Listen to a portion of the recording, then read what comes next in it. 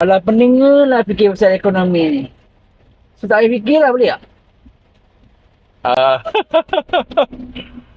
Kalau tak fikir tentang ekonomi, okey.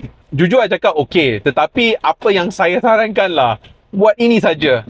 Kalau boleh, letak sedikit duit lah ke tepi kan. So at least ada satu tabung. So kalau ada kecemasan, andaikan kalau tiba-tiba US atau apa tu, US ke negara China ke siapa-siapa ke diorang perang tarif tak berhenti-henti, dan mungkin perang tarif ini mungkin lebih teruk kan.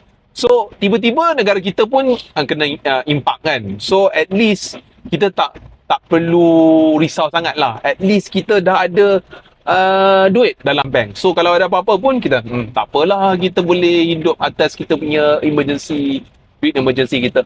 Okay, so maksudnya dia macam ni. So maksudnya sebenarnya kita pun tak boleh elak pun US nak buat tarif ke, dia tak buat tarif ke, China nak buat, kita tak boleh elak kan. Tak boleh elak. Yang kita boleh buat adalah kita uruskan duit kita lah. Betul, kita kena jaga diri kita sendiri.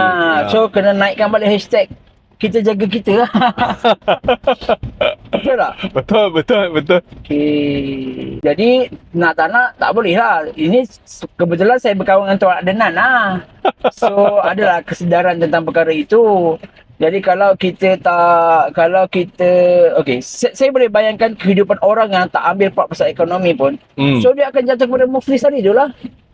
Actually, walaupun kita tak tahu bab-bab ekonomi, yang paling penting adalah berapa duit yang kita ada untuk duit kecemasan. Saya masih ingat masa PKP, saya terbaca artikel yang mengatakan ada setengah family yang diorang hilang sumber pendapatan. Pada masa itu memang susah nak dapat pekerjaan. Dan apabila ini berlaku, right, mereka terpaksa makan kan. Mereka terpaksa cari duit lah untuk makan kan. So apa yang setengah family buat adalah mereka terpaksa jual barang-barang kemas yang diberi oleh nenek ke moyang ke kepada kita semata-mata untuk makan. So yalah, actually kalau tak nak tahu tentang ekonomi, okey. Tapi apa yang paling penting adalah kita kena at least have some savings.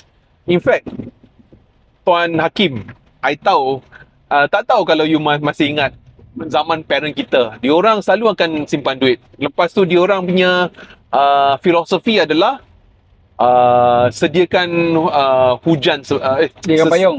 Sediakan payung sebelum hujan. Itu diorang